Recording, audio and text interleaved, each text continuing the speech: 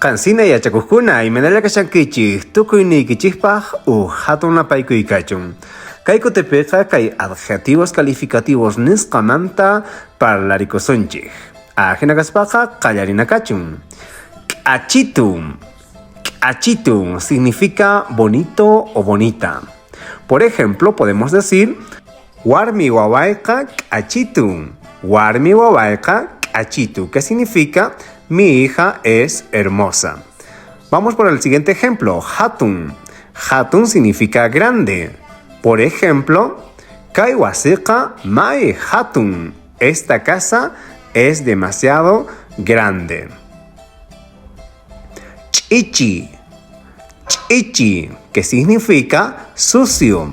Como por ejemplo, kay wasiqa ch'ichi kashan.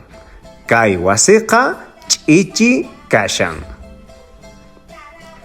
Llasa, que significa pesado. Como por ejemplo, kay rumiqa llasa. Kay rumiqa llasa, que significa esta piedra es pesada. Rupa, que significa caliente. Por ejemplo, kay mikhunaqa rupa kashan. Kay mikhunaqa rupa kashan. Esta comida está caliente.